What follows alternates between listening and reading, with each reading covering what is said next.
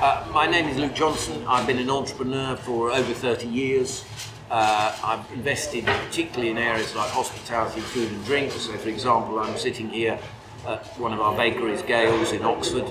I also own businesses like Brighton Palace Pier, and I've also been involved in a diversity of other businesses and organisations, like for example I was chairman of Channel 4 Television, and I've also written for decades actually a column about entrepreneurship in the Financial Times, Sunday Telegraph and Sunday Times.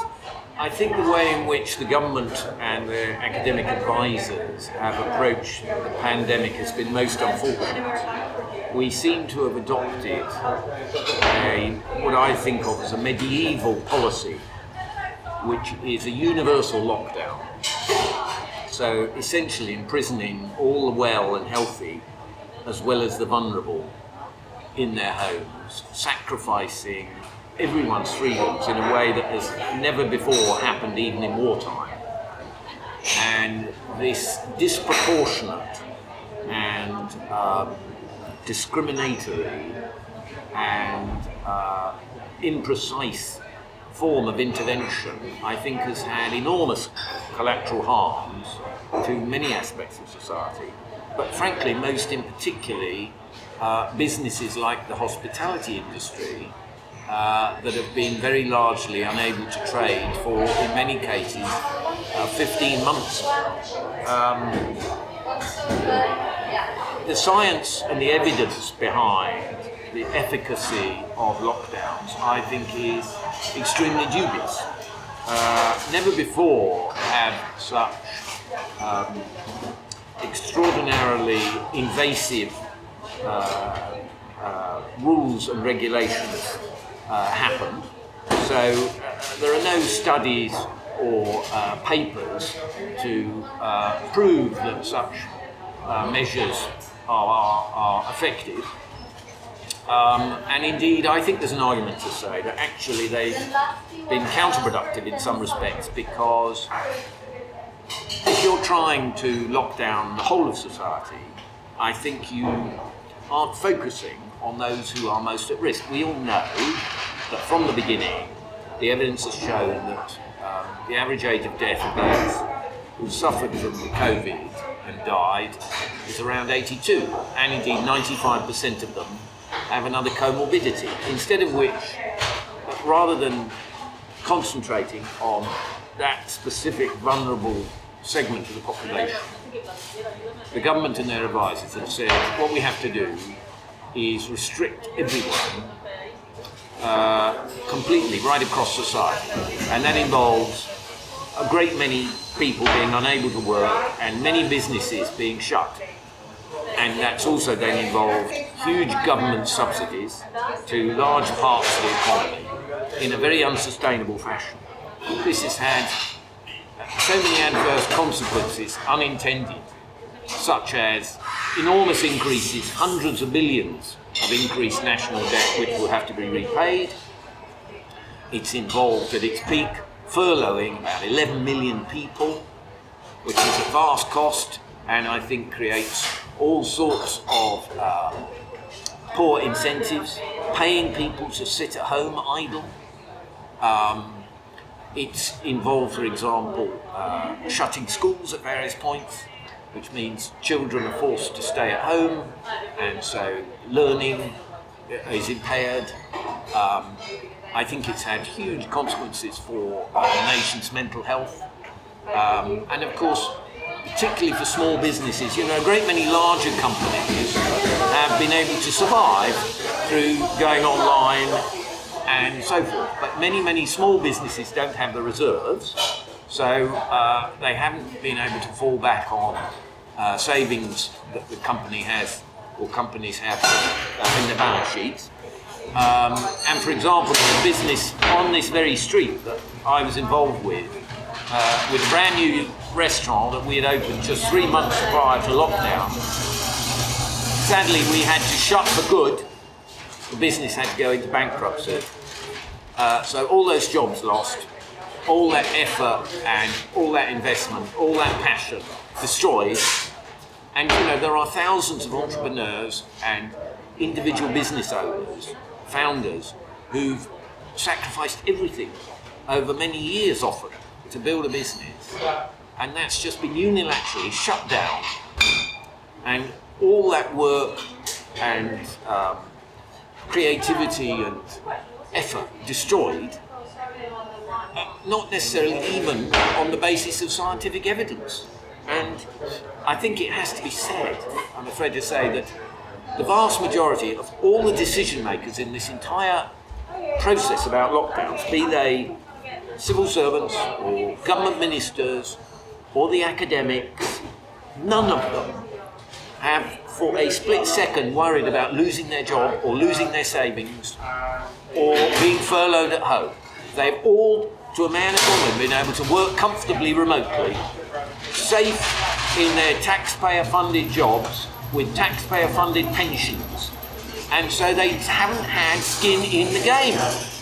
And there has been this huge divide in society between the job creators, the entrepreneurs, who put their careers on the line to generate the tax and the private sector income that pays all the bills for everything, including the public sector, and many of them have been thrown under a bus by this government and their disproportionate lockdowns.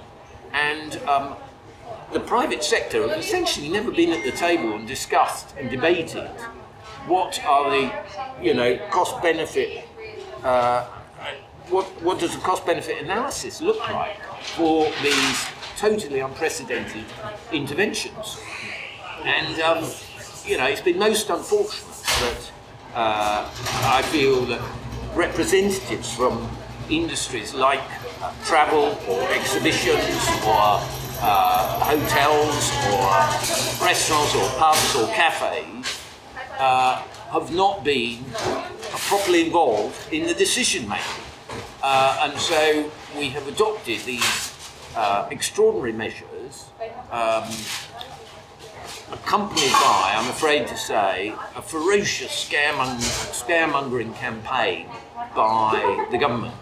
Project Fear on steroids to frighten the population into adherence so that they stay at home scared with daily updates of deaths, not putting the disease in context, monomania about COVID, giving the whole population a good dose of hypochondria, shutting down GP surgeries so they can't even go and see the doctor, creating a COVID NHS so that millions of procedures and diagnoses for other diseases, which actually every other year kill far more people, like cancer, heart disease, strokes, Alzheimer's, etc.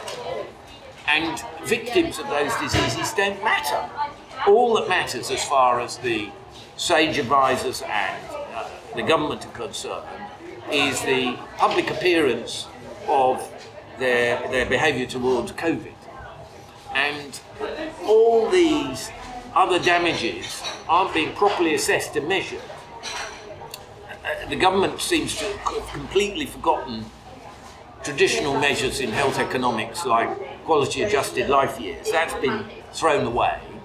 And it's been to an extent, I'm afraid to say, it's been a giant PR exercise to protect the government and decision makers from criticism, from the, so to speak, straightforwardly measured COVID hospitalisations and deaths. Whereas deaths of suicide or deaths from alcoholism or anorexia or domestic abuse or destroyed education opportunities or bankrupt businesses, all these other many harms and costs of lockdowns have not been taken into account in the measurement. And it's been the most frustrating and disappointing year I can ever remember, because for the first time one has felt that society has got it badly wrong, that we have taken advice from advisors who have a huge incentive to paint a worst case picture, because there's no downside for them in doing so. and they have used a completely untested a mechanism to try and prevent spread of the disease, which, if, for example, it were a pharmaceutical intervention, then there would be clinical trials. There'd be no clinical trials for the side effects of lockdowns, and we are, every single 68 million of us, experiencing every single day all the restrictions and inhibitions in our daily lives with lockdowns, and in particular those who run businesses that can't trade. So they've been gradually hemorrhaging money. Government has been ferociously subsidising it in a sort of mad merry-go-round. And it feels as if the world has gone slightly mad in the last 14 months. There are a modest number of us who have been willing to be contrarians in this whole debate and try and speak out.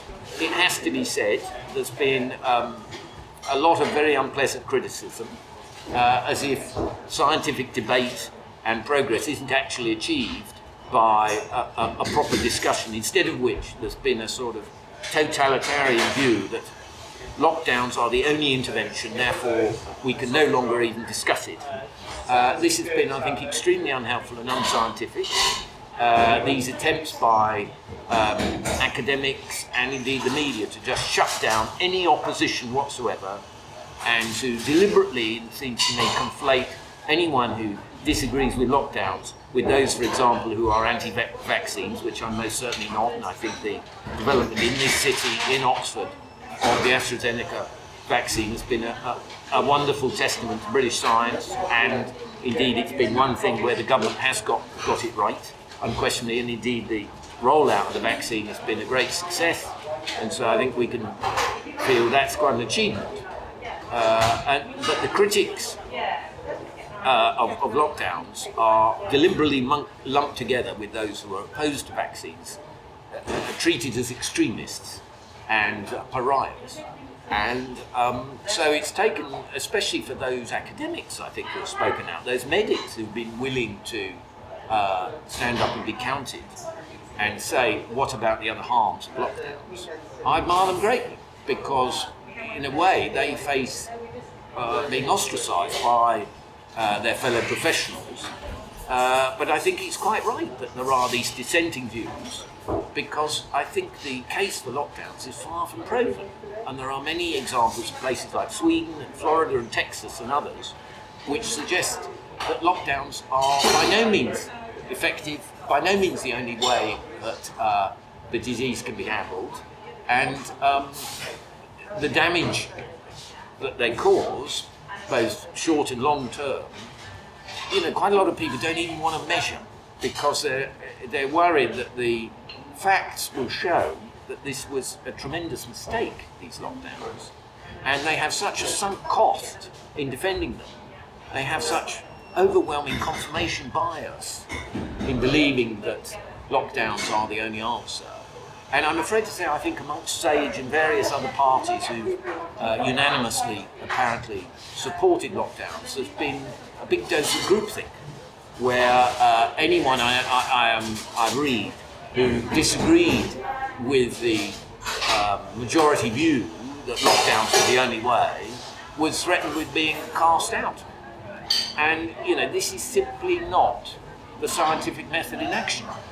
And, it's a very sad state of affairs. And I think if anything comes out in this whole terrible episode, it must surely be that there is a proper inquiry, that the efficacy of lockdowns is rigorously examined, a proper cost-benefit analysis is done. And I believe out of that, we will decide that actually they were a terrible mistake and they must never happen again. And I hope to contribute to that, and I hope,